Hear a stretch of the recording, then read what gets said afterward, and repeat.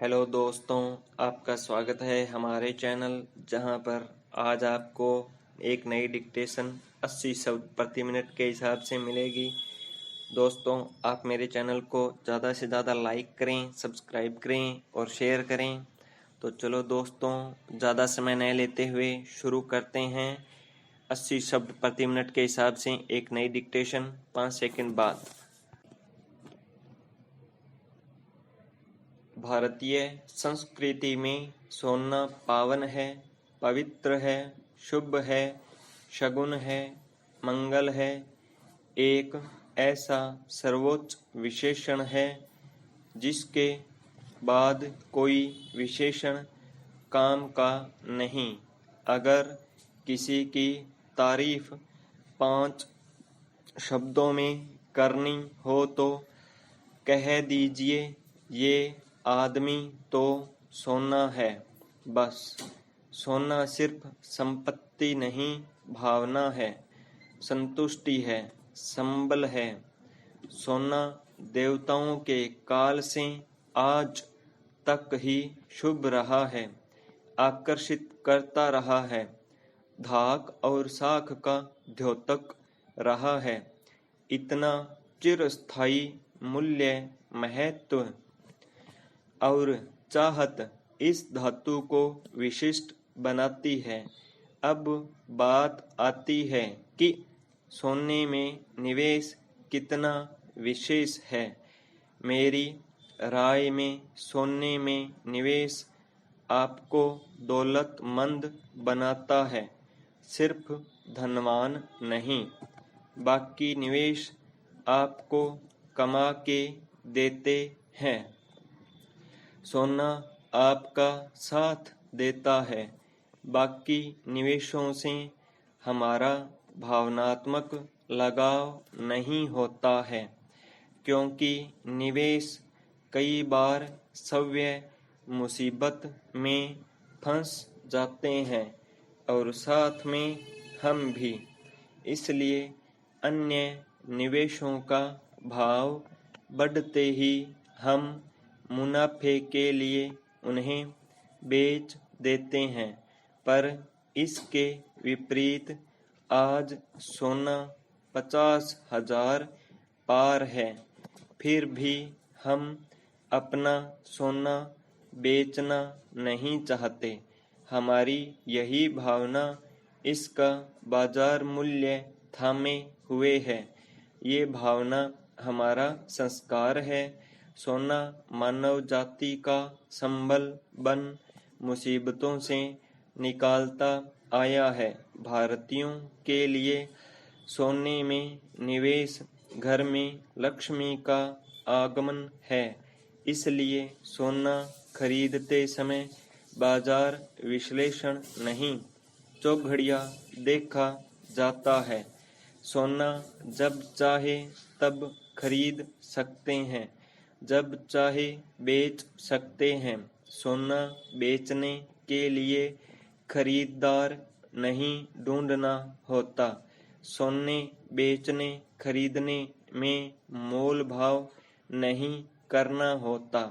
सोना खरीदने की जानकारी किसी को दें या न दें, यह आपकी मर्जी है, लेकिन आयकर रिटर्न में जरूर दें।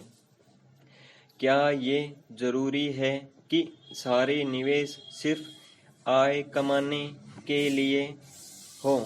कुछ ऐसे भी होने चाहिए जो बुरे समय में संबल देने के लिए हों। आइए आज से सोने में इतना निवेश करें कि वह कम से कम हमारे कुल निवेश का 15% हो, जिसमें से कम 10% दीर्घकालीन निवेश हो। बाकी बचा 5% हमें हमेशा वित्तीय तरलता, वित्तीय प्रतिभूति और एक बीमा निधि उपलब्ध कराएगा।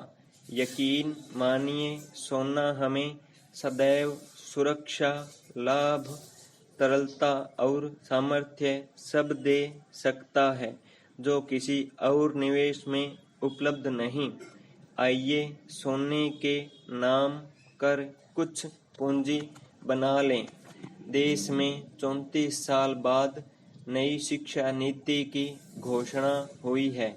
इससे पहले सन 1986 में इसे लाया गया था।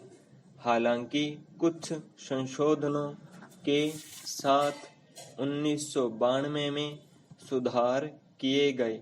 खैर, नई शिक्षा नीति का उद्देश्य विद्यार्थियों का सर्वांगीण विकास करना है ताकि ऐसे नागरिकों का निर्माण हो सके जो कल्याणकारी समाज की कल्पना साकार करें।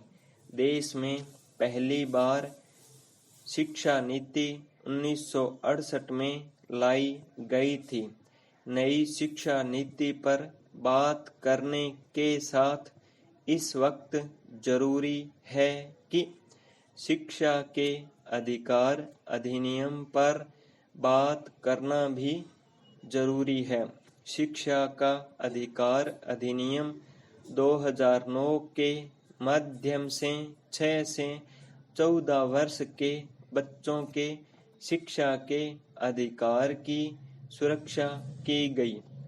न्यायालयों ने समय समय पर निःशुल्क और अनिवार्य शिक्षा के विषय पर अपनी व्याख्या की है, परंतु राज्य सरकारों द्वारा इसका